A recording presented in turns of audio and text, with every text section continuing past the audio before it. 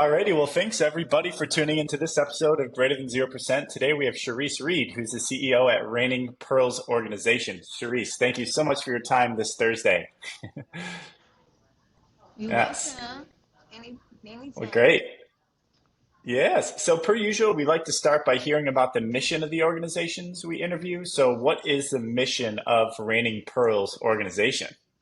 Okay, so like the mission of my organization is basically to help out teenage mothers. So if you are between the ages of 14 to 25 years old, this program is for you. So it's basically to help them become successful, excel, show them different things beyond their expectations of what they're used to, um, and just show them a different side of life, even though that they have a child.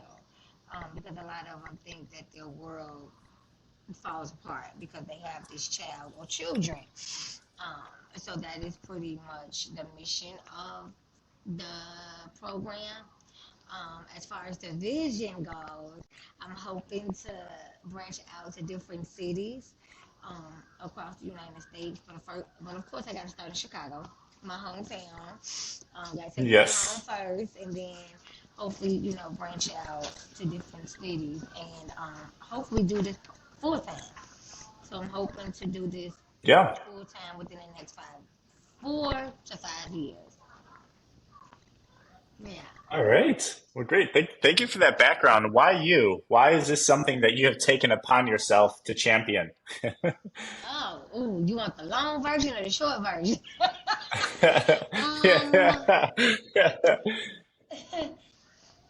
well, fresh out of college, I got a job um, as a home visitor and didn't quite know what a home visitor was, but I knew that you had to go into the home. Um, and I Mhm. ended up working for the nonprofit, working with teenage mothers. So that's how I end up doing the work that I'm in. When that program was disbanded because it was no longer funding for that program, I went to a different department within the hospital. So the program was housed at a hospital. So I went to a different department, which is DCFS. So now I work for DCFS. My agency is Staten Island Community Institute. Um, and yeah, that's how I fell in love with it. And there are no more teen moms within mm, the job. So I really love what did, and I'm like, ooh, well, let me see if I can start my own program. And I've started looking since 2015 how to get things up and running, and just so happened the pandemic hit, and so everybody's on lockdown, everybody is at home. So that is when I started to get the paperwork together, reach out to different organizations to see if they can help me. And I found one organization that's in Virginia, and she helps me a lot whenever I need advice. And so that is pretty much how it started. Yeah. And Wow. What were some of the initial activities that you all did when you were originally founded with the young girls that you're working with? mm, it's okay. So it took a while to get. Let me just go back a little bit. It took a while to Yeah, get yeah. started.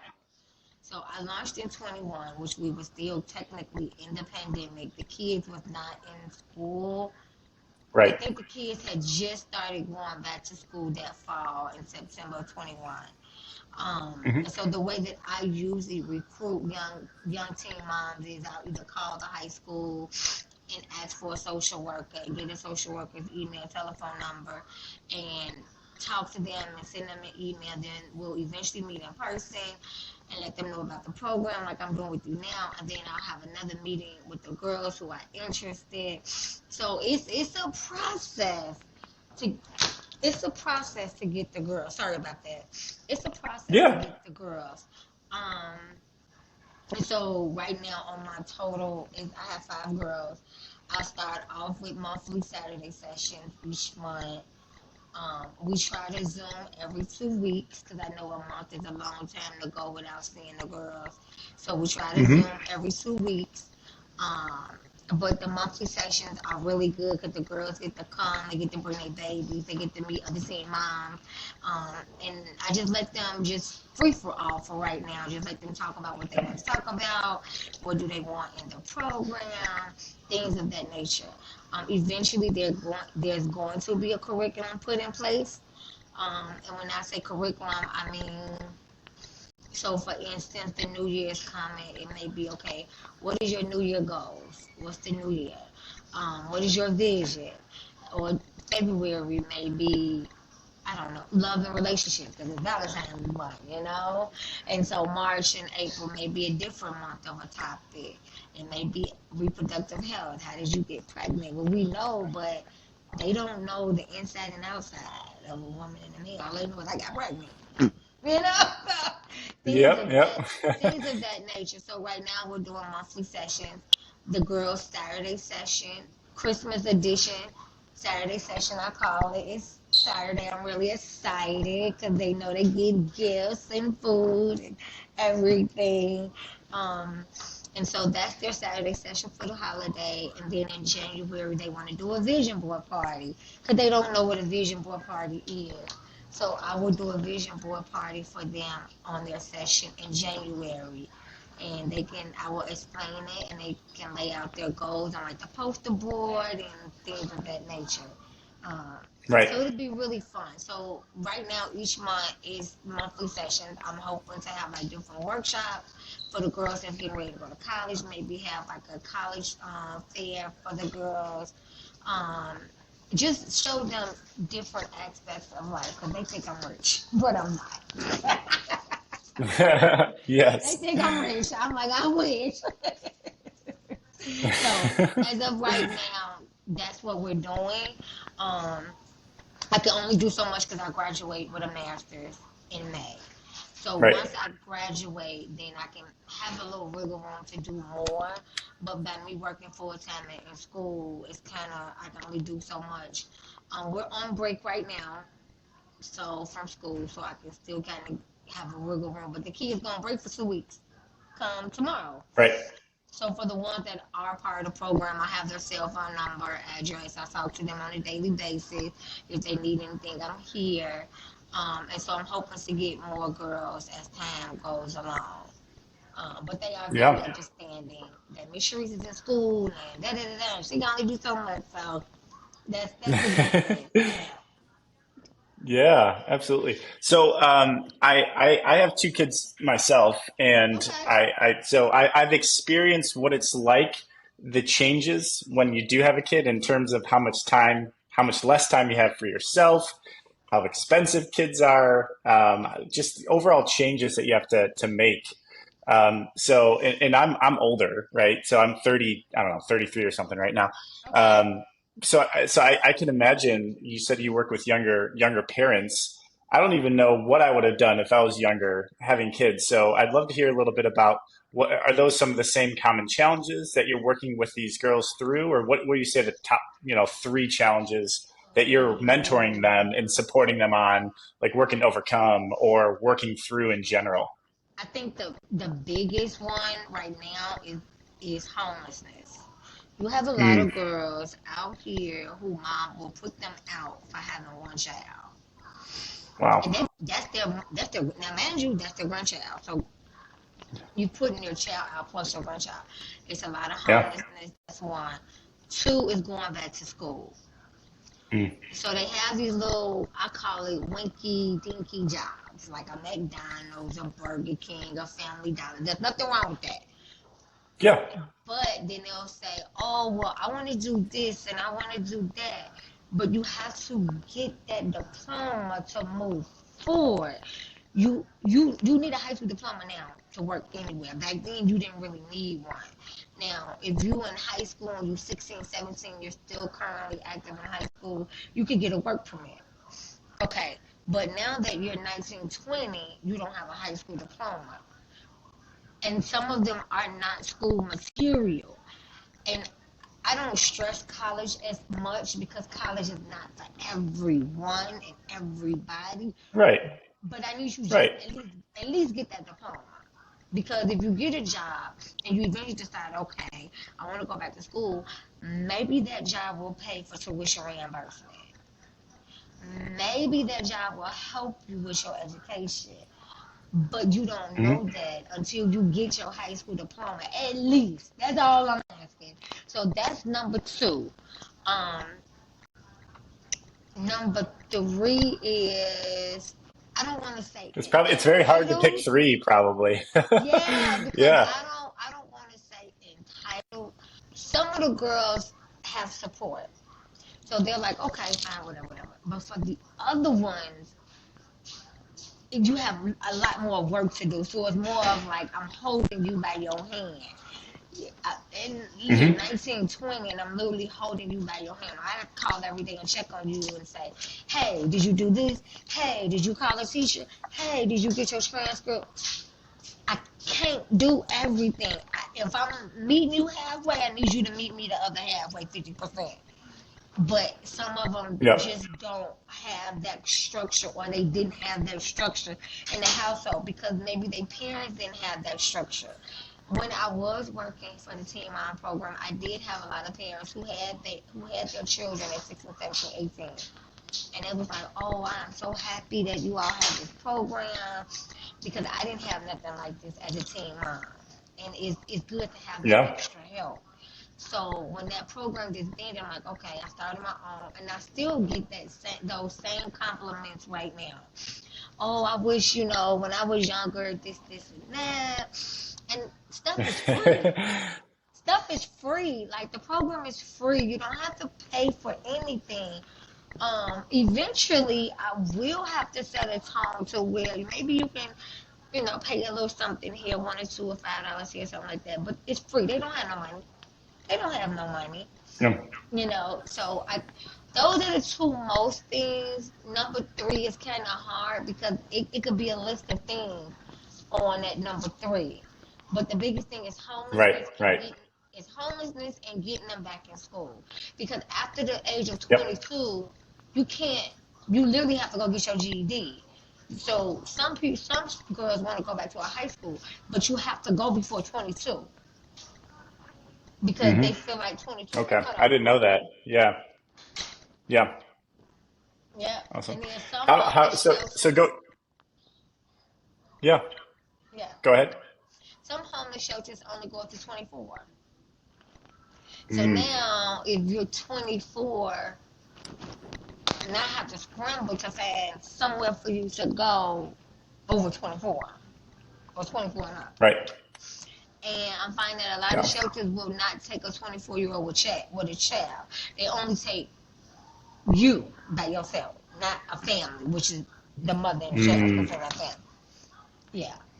Right. So it's a little different. Um, how are you working with the young girls and young parents on that number one challenge that you mentioned, homelessness? Are you helping them find places? Are you helping them mend relationships? I'm curious as to it's probably different for every person, but I'd love to hear about that experience and what you're working with them on.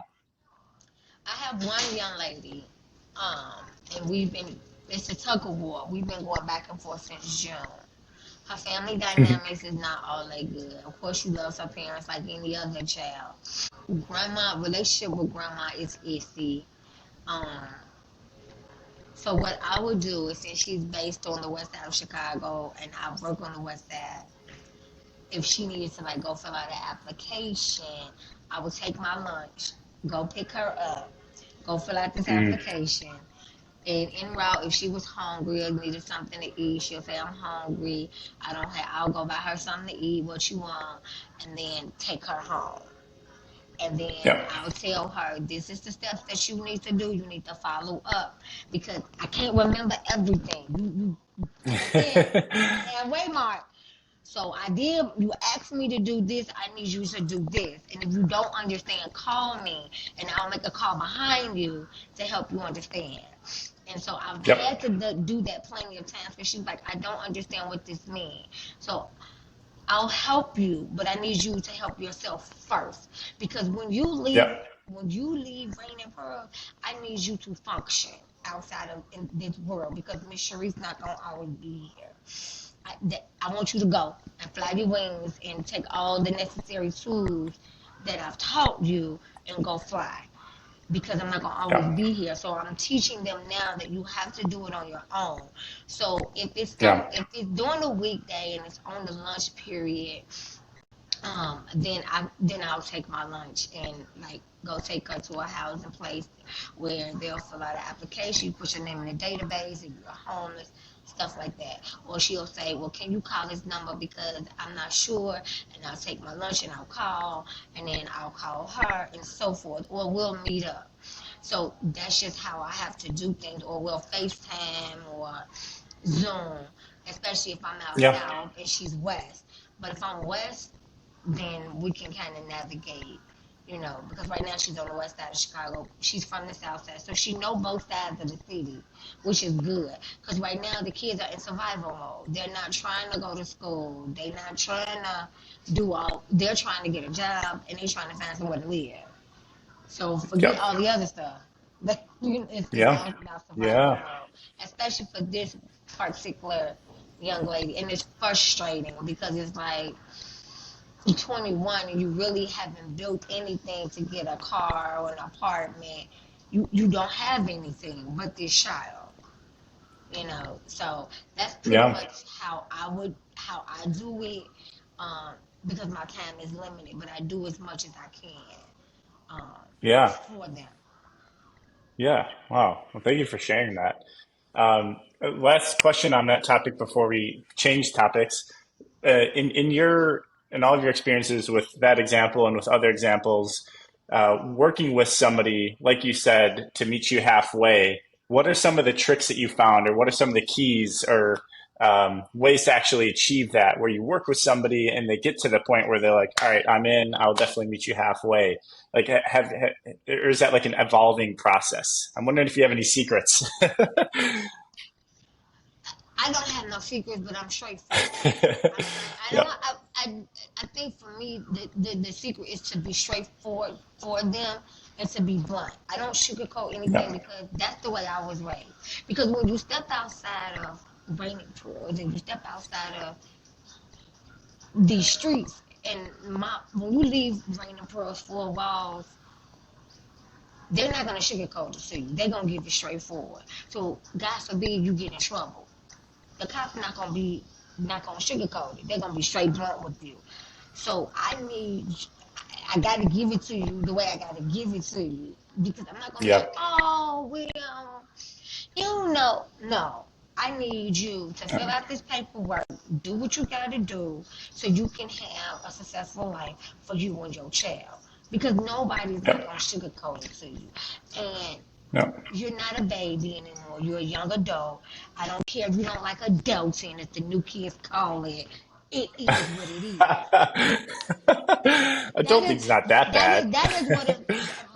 My little cousin just graduated from college last year in December, and she's a teacher. And she's like, I don't like this adulting stuff. I said, you ain't adulting as much. You still live at home, which is good. You got a little job as a teacher. That's good, but you ain't adulting as much. but there's really no tricks. I have to give it to you straightforward. I'm an open book. Right. If you have any questions, you can ask me. Now, there is some things I will not talk about, but as far as what you need to know, I am an open book Yeah. because I gotta give it to them straight.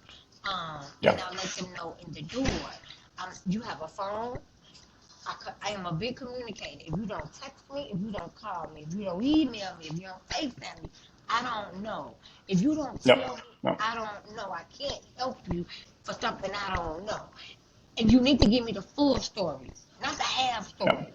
Because if you No. give me the half story, I'm going to go based off what you say. And then when I make that call, they're going to give me the truth. So then I'm going to go back to you and say, then why you didn't give me the full story? I don't care how bad it is. You need to give me the full story so I can help you. Don't give me bits and pieces and now I have to fill in the puzzle. Give it to me all. Because 9 times out of 10, what they're telling me, I probably already heard nothing new. It's Yeah. just Yep. a different this generation is based off technology. Yep. And Some of this generation is a little lazy. Some are a little, I won't say all, but some are a little lazy. Yeah, It don't yeah, work that way. Um, so there's really no tricks to it. It's just I gotta be straightforward with them, because if not, when they leave, yeah. when they get into the streets or they leave right in for us, they're not gonna sugarcoat it to them. Yeah. So I I think have that's to. like one of the biggest signs of respect to somebody is just being blunt and straightforward with them, honestly. Like it's a respect thing. Like that's Yeah, respectful. you have to. You have, Yeah. and it's not a mean thing. I come with them with respect, with Yeah, honesty. yeah. Now, there are times where I have to get in their foot. I literally have to take you out of group and have this personal conversation and put on this straightforward, don't play face, because now you think I'm Yeah. playing, or I'm hearing things that you're doing outside of here that I don't like, and you're a Hmm. female. No. So I've had to have that really kind of not disrespectful conversation, but I had to keep a real conversation with them, because I don't want nothing to happen to you, and if ain't nobody else told you, it's me. Um, Yep. Yep.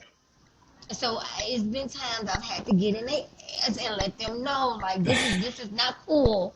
This, you can get in some serious trouble. I need you to Hmm. straighten up. But Yeah. so far, so good.